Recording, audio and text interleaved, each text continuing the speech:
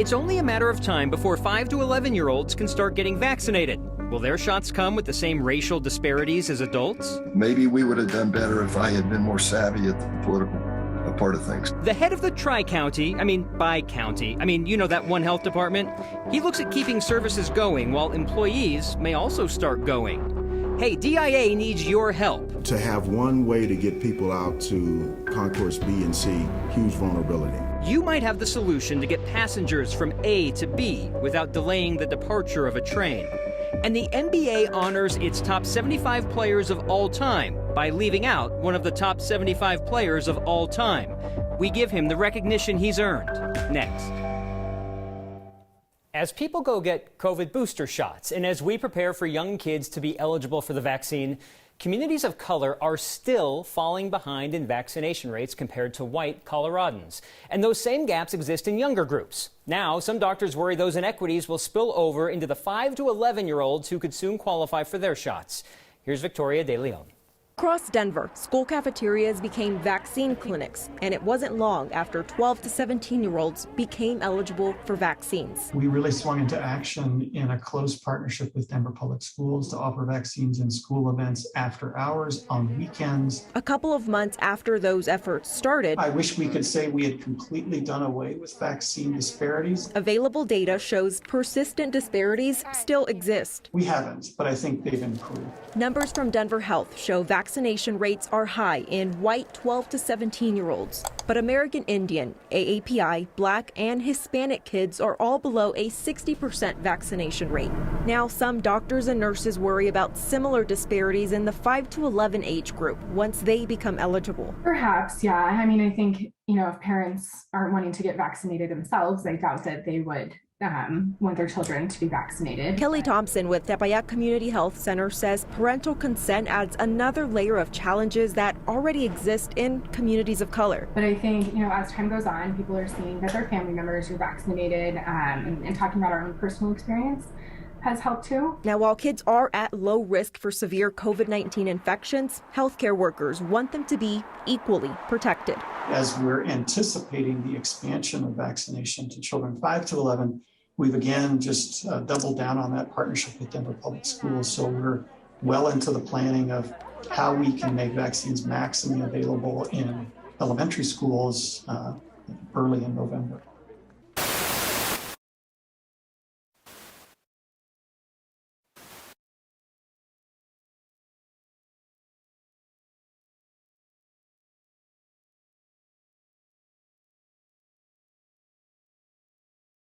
Before they're able to kind of convince parents that, hey, it is safe and it is okay, and hey, let's get you a vaccine too.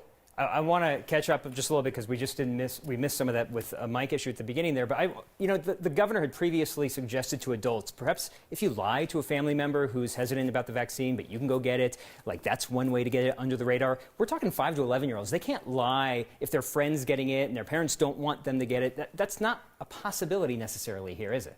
Right, no, absolutely not. And, for that age group, it's a little more complicated because, it is totally up to the parents. But like I said, doctors at this point, it's just conversation after conversation. And honestly, that's what worked with my family. It was really awkward at first, but, it takes some time, honestly. Well, this is going to be a rollout that hopefully is a bit more smooth for kids who probably don't think as cynically as some of us. Thanks, Victoria. For at least one day, our COVID-19 hospitalizations have stabilized. There are currently 1,132 people hospitalized in Colorado with COVID-19, up only 2 from the day before, but this comes after we jumped almost 150 patients from last week. More than 3.5 million people have completed the vaccination process in our state, roughly 60% of the population. That's 3 out of 5. 306,000 people in the state's immunization system still need to get second doses. And as we've talked about before on Next, the state estimates that about 2/3 of those people are overdue for their second shots. Tri-County Health Department, Adams, Arapahoe, and Douglas counties. Wait, what? Oh yeah, Douglas left. Bi-County Health Department, Adams and Arapahoe. Adams is going to leave. Oh, Health Department. Arapahoe is going to go too. Oh, geez. The still existing Tri-County Health Department has 400 employees, and they're contracted to work for all 3 counties through 2022. What happens after that? What are we going to call ourselves in the meantime? Maybe Tri-County Health Department pending further notice or something like that. Executive Director Dr. John Douglas is in an odd spot. He needs to keep his staff of 400, some who may not have work after next year. And he also has to fill any open jobs that may seem lame duck. I'm already hearing anecdotes of, I'd love to work for Tri-County, but I'm not going to interview for that job I applied for because it's too uncertain. Douglas told me he will not overwork his staff caught in the middle, which would have an impact on the 1.5 million people Tri-County still serves. We'll probably have to judiciously trim back services. What does that mean? Well, it means a clinic that was open 5 days a week, maybe it's only 3 days. How did we get here, where the counties are splitting after 55 years? An assist by Democratic Governor Jared Polis. Back in March 2020, Tri-County issued localized stay-at-home orders before the governor announced a statewide stay-at-home. The same with indoor masks. Sadly for us, in both of those circumstances, we were kind of on the edge of our seats. We got to do something. Somebody has to do something. The governor had not decided to act for either of those. So we, in both cases, along with other health departments in the metro area, did act. I wish the governor had been more proactive. County health departments do much more than issue indoor mask wearing. We do communicable disease control, restaurant inspections, pool and spa inspections. That's largely to prevent infectious diseases. We still do sexual health services, which include family planning and sexually transmitted disease and HIV prevention. All that will have to become part of the decision-making for each county creating its own health board or health department. So when the next generation looks back and learns the history of that COVID pandemic thing and the end of Tri-County, what will they learn about? We seem to have lost some potential vision of a common good and working toward a common good. We seem to have lost some vision of working with a common set of truths. We've become a more divisive population. Hopefully that'll be better by the time your kids are older. Douglas County is contracted to use Tri-County Health through 2022. Adams County votes next week on creating its own health department after 2022. And then all eyes will be on Arapahoe County. Are the days of Kim Christensen and Alan Roach bossing us around at the airport over? Not a chance. Denver International Airport CEO Phil Washington is looking at options to get passengers from the terminal to concourses B and C without Kim telling us to board here. Washington called the reliance on trains as the only option a vulnerability. A DIA train blew a tire in August, causing it to drop, drag, and damage about 100 feet of track. That led to hours-long delays for passengers, except for those who had flights from Concourse A. There's a walkway option for that, but not for Concourses B and C. No train, no plane. So in true 21st century style, DIA will crowdsource a solution. So what I've directed is for us to put out what I call a problem statement or a request for information to the private sector on how we can resolve this issue. I don't want to think we have all the answers in this building. We're going out to the private sector when we're asking them for ideas how to solve this issue.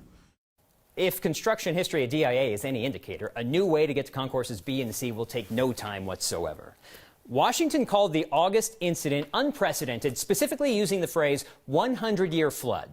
Let's just put aside all the other times trains have temporarily stopped at DIA and the fact that weather experts don't like using that term anymore because 100-year flood events happen more frequently. Washington says it'll ultimately come down to cost. Is a walkway or tunnel worth hundreds of millions of dollars for a rare-ish problem? The high country housing crisis is only getting worse in our state. Seasonal workers are instrumental in helping Coloradans enjoy the outdoors, but they're finding it harder to find affordable places to live in our mountain communities. Your Word of Thanks micro-giving campaign is helping put a roof over their heads. Your Word of Thanks micro-giving campaign this week is actually doing something about the affordable housing crisis in Colorado's high country. So some locals in Salida were frustrated by the fact that there wasn't enough affordable housing for seasonal workers like whitewater raft guides during the summer and ski lift operators during the winter. So they're pooling funds to start the completion of Jane's Place, 17 affordable housing units right in the middle of Salida. The local community and Chaffee County has raised $800,000 so far, and your word of thanks contributions have raised another $12,000 this week.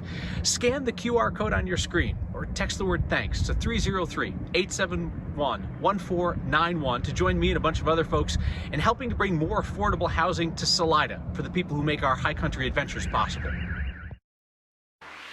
You went with the single jab instead of the 1-2 punch. So when it comes time to get your booster, what should those of you with Johnson & Johnson vaccines expect? My good news is that I just finished my master's degree in elementary education. A very special move-in day in Boulder County is the site of our Friday Good News. And we give the NBA an English lesson next.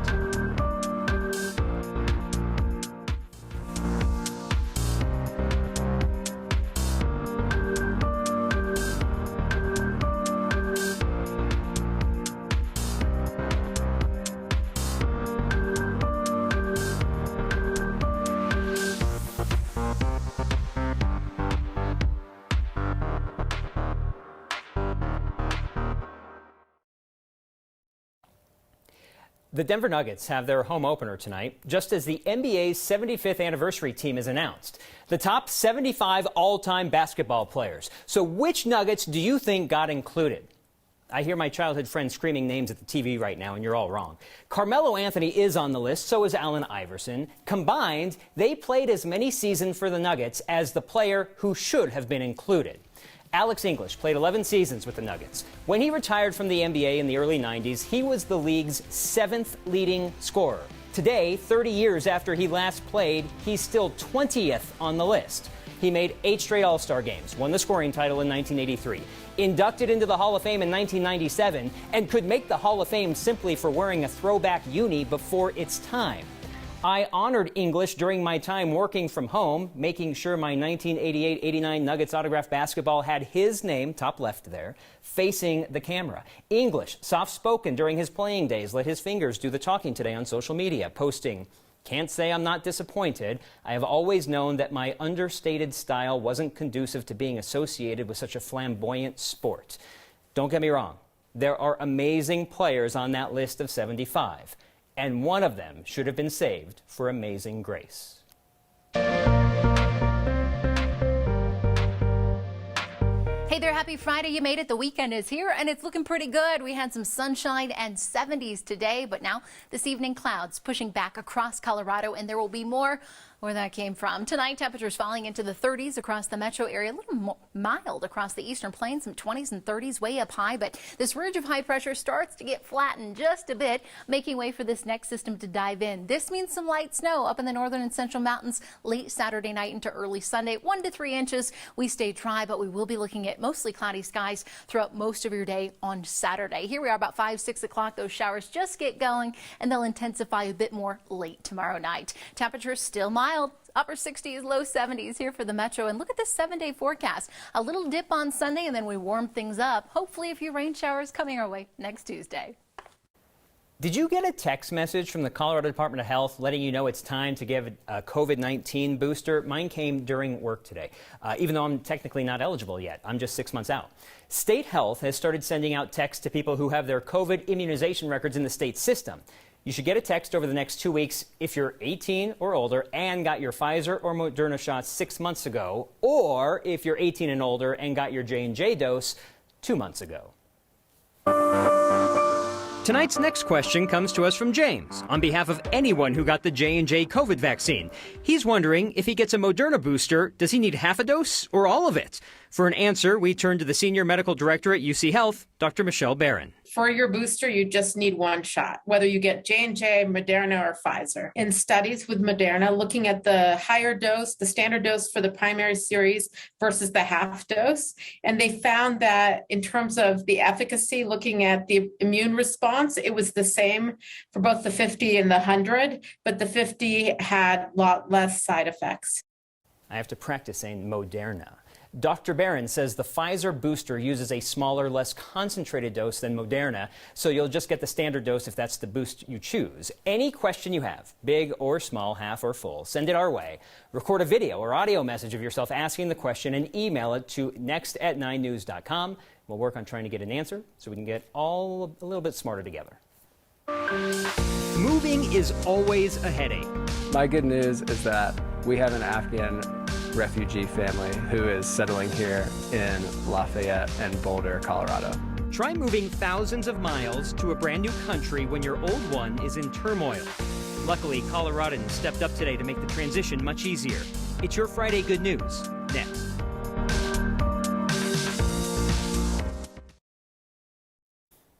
It's Friday, and on Fridays we like to share your good news. We've done so for 268 Fridays now. So for the 269th edition, our Tom Cole went to Boulder County, where Coloradans were hard at work getting a home ready for a new family. A family that's going to be settling into the new house, in a new state, in a new country, after having to flee their home in Afghanistan. Today we are here moving in Matt and his family that are Afghan refugees. I am looking at a job and going to do a job for an Afghanistan refugee family, part of a coalition that is helping the cause, and I'm part of that, and it feels wonderful, and I'm happy to do it. Welcome to the neighborhood. Thank you so much.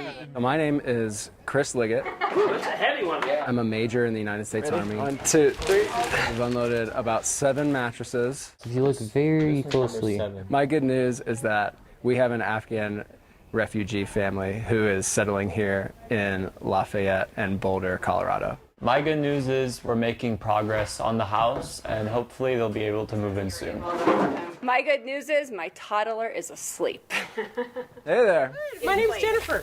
Matt. I mean, within the first couple hours of us being here, the neighbor directly across the street who knew the family who lived in this house before, she came over with food. She just wanted them to know that she will be here to be a strong sense of community for them as they're coming. My good news is I have the most amazing daughter and the most amazing grandsons that have helped put all this together. I'm so proud of them. That is W. It would go in the center. For me, it's good news because as the war was ending in Afghanistan, it was really hard for veterans, especially, and for me particularly, to watch all this happen and feel like we couldn't do anything about it. But this is us able to do something about it, right? We can help these people come, we can help them get a new start, and the story continues from here. So it really just makes me feel like I'm doing something that's important. The most Colorado thing we saw today is a very old pair of trousers, like historically old, almost as old as the mining town where they were found. Next.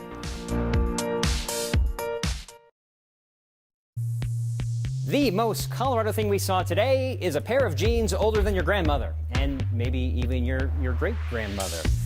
Welcome, meet here the Leadville Levi's, that is. A homeowner renovating a very old shed found these pants. She thought they may be from the 1970s because the buttons were shiny and they had a bell-bottom look.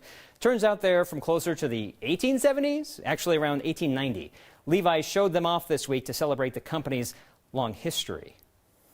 They were called spring bottoms, a little different from a 501. Spring bottoms were introduced in 1889, and they were named for their unusual flare at the bottom. They came in a gray or a blue, and the Leadville Levi's are an unusual gray denim. Whose jeans are they? Perhaps the Brennan family. They lived in the home in the late 1800s. They're now on display in the Levi Strauss archives. If you see something that's so Colorado, really old jeans, or weirder than that, email us next@9news.com. Use the hashtag HeyNext on Twitter. Piece of feedback from Sally. She's got a suggestion for DIA. Buy a fleet of buses to transport the people old school. That's actually what they do. So I think they're trying to find something innovative that you don't need to find drivers at the last minute to get people from A to B.